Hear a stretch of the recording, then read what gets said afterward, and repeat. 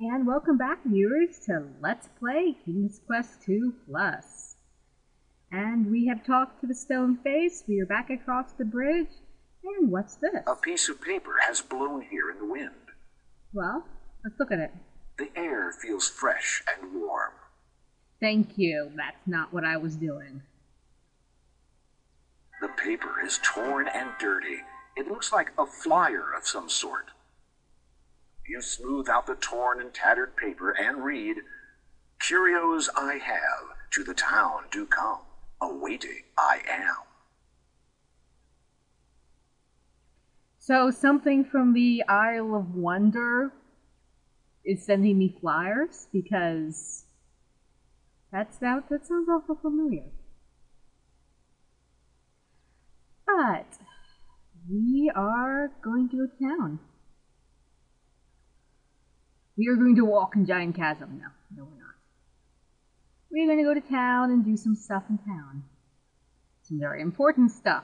Some stuff we should have done before and didn't. And then we are going to go see a watery tart. She's not lying around in the pond. But you know, she is lying around in a body of water. Come on. Walk faster, come. And somebody asked me why I hate on Graham so much and why I get so angry with him. You guys have no idea how many times I've had to re-record videos because I died because Graham would not leave the screen fast enough. So yeah, I have a bit of rage at him. And he doesn't listen. I try to kill things and he doesn't listen. Him and the narrator. Greetings again, merchant. Yes, many greetings. Need you have now for my wares of great specialty? No. What wares do you sell, good merchant? Stop talking For to me. yourself, behold them. You look over the merchant's wares of great specialty and quickly reevaluate them as junk. And that's You seem being to have kind. quite a selection of, well, quite a selection. A keen eye have you. In an item or two provoke interest, I might. A daunting task. Rather, by all means. This I have. You appraise the object he holds up to you. It is a simple shell, intricately fashioned into the shape of a cone. The workmanship is unlike anything you have ever seen. Fascinating. Where did you find such a thing? Oh, old it is. From ancient times descends. Valuable, without question. Royal property, former, to be sure. You consider his story. Then you begin wondering which beach he found it on. If I were to, say, purchase the shell, what would it cost? A trifle would you expend? 7 golds. I fear that I did not bring any money. Curiosity, I find, in one who travels but with nothing to barter brings. Good point. Yeah, it's a really good point. How come you, your daughter, your son, your wife, you guys never carry money? Granted, sometimes you don't have much choice. Like, the only person that's ever really paid money for stuff is you in King's Quest V and your son in King's Quest III. Oh, spoiler alert.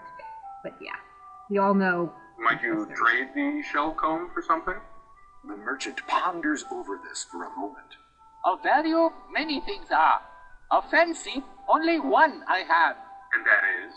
Pearls. He likes pearls. Well, we happen to have a pearl. Let's give it to him. Would you be interested in this pearl? Indeed, I would. In return, the shell I present to you. May you be always groomed well. The merchant grabs the pearl and tosses the shell comb to you. Then he saunters off. History will decide how greatly you were just swindled. Oh, narrator. Oh, what a beauty! This will be worth a fortune back home. Why does he sound Australian? Well, a very bad Australian accent, or some weird mixture I can't decide. Well, the curio shop is not open yet, even though we've gotten the note, so let's go to the library again. Surely there's something new to read. And we like reading. Reading is fundamental. Let's talk to the lady with the glowing green eyes. And how they glow. Yes? Could you recommend another good book? No. I always forget how she looks when she's out from behind the desk. There! Thank you. I know that her eyes aren't actually glowing green, but yeah. This book is entitled Way Below Your League, a look at sentient aquatic life. Browsing through it, you notice an interesting excerpt. Way below your league, a look at sentient aquatic life. Wish to explore the sea? Good luck. Even the most accomplished swimmers cannot swim very far before they tire and are pulled underwater by the currents. Even with a ship, it is difficult to properly explore beneath the surface without some means of breathing underwater. Truly, only the mer people have ever been known to offer aid in this regard, though the relationship between land dwellers and their marine counterparts has been somewhat strained over the years. It is said that the mer people, in particular their leader, King Neptune, can appraise an individual quite accurately. In fact, they seem to possess a natural ability to sense whether a person intends hostility towards them or not. Fortunately for the would-be adventurer to their underwater kingdom, they are a peaceful people, not prone to unwarranted acts of violence. Yay, violence! The mer people's The mer people's nature is in sharp contrast to that of their neighbors, the Sharkies. Really, the Sharkies. Who live in seclusion in the deeper, darker waters of the ocean. Little is known about them. God, can't read. Little is known about them, except that they are fearsome to behold and do not take kindly to visitors. They are rumored to be excessively xenophobic, and hence have avoided contact with most of the outside world. It can be assumed the trespassers into their territory will be dealt swiftly and harshly by you having yourself eaten. Well, that was interesting. Let's leave.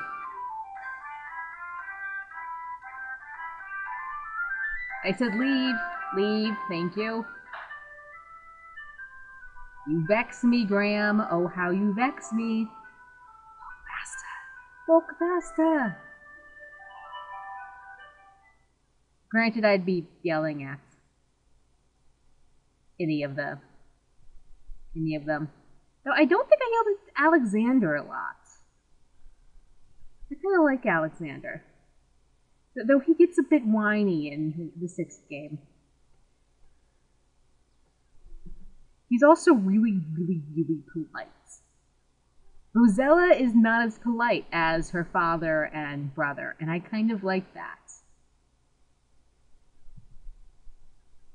Now, granted, the 7th King's Quest game wasn't all that good, but you know. Now I just have to give the water back. The water to the... Let's go do that. Let's give the water to the baby, and I think we'll be out of time for the day. For today's video. You pour the bitter water over the baby pumpkin. It seems to like that. Well, each his own. Thank you again, Graham. Here, take this. And she yanks it out of her The skull. pumpkin reaches into her head and pulls out a candle, which she then hands to you. So creepy. That thing has been jammed in my head for as long as I can remember. I know it ain't much, but maybe you'll find some use for it. Thank you. Don't mention it. Besides, it's really hard for me to sleep with that thing lit up inside my head all night. So we have a candle. The candle is unlit. That's probably a sign that one day it will be lit. A word of warning. Agatha has been talking about you. Oh, I has heard she? her mention your name while she was muttering to herself. She does that when she's inspected her valuables. Anyway, I'd stay clear out of her way if I were you. I appreciate the advice. Will Hagatha not be angered when she discovers you've given your candle away? What's he gonna do? Turn me into a pumpkin? Good point. Besides, I could just bring the drawer. He's earned himself a bad reputation from the day he moved here. Pity no one can catch him, not even Hagatha. Oh, really? Well, we'll ask her more questions next time. See you then.